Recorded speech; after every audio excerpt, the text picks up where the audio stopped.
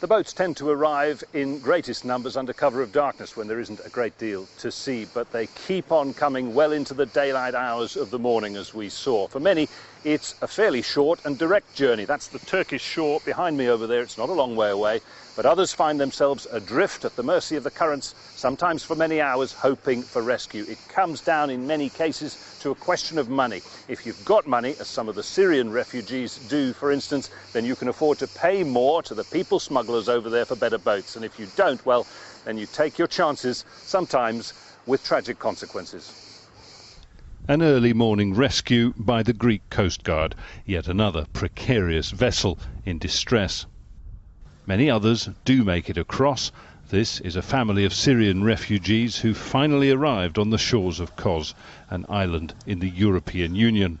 In here safe, but in Syria it's dangerous, very dangerous. To kill, to blood. Did you pay somebody to give you this boat? $1,000 per person, $1,000 per person. $500 for children. The shoreline is littered with the remnants of overnight arrivals. It is a fairly short but sometimes perilous crossing from Turkey. On Monday night, 6 people, including a child, are confirmed to have drowned when their dinghy overturned. This boat arrived at 2 a.m, according to a witness from a nearby hotel who saw up to 50 people, Syrians he believes, clamber off and disappear down the beach.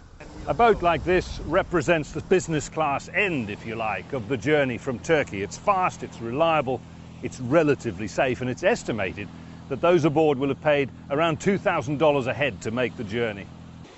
And this is the sort of budget airline equivalent, a flimsy plastic dinghy powered by a cheap battery-operated motor that often fails, paddles, and car tires for life vests.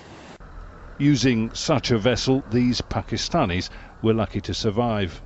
He's saying, we are coming at this site.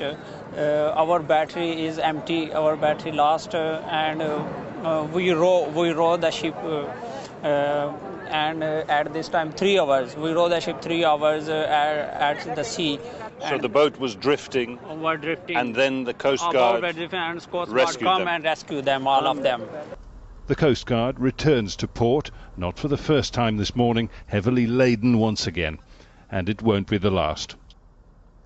Tensions do look like they could be on the increase here on the island of Kos. The crowd built up outside the police station on Wednesday morning waiting for registration papers was bigger and angrier than it was the day before. They've been waiting in some cases days, in some cases weeks to be registered, and living all the while, these people, in terrible conditions in the heat. Here we met officials from the UNHCR, the refugee agency of the United Nations, who said they were ready and able to set up a tent camp pretty quickly here, but they're struggling to get the go-ahead from the local authorities. And of course that enormous ferry that had been chartered by the local authorities to deal with the Syrians in particular, it left Kos on Wednesday morning heading for Thessaloniki in the north, effectively helping these people out of Greece towards Macedonia, where they will continue their journey on into the heart of the European Union. The implication seems to be that the Greeks here on Kos would rather do as little as possible to actually help these people here, and would much rather see them leave this island as quickly as possible.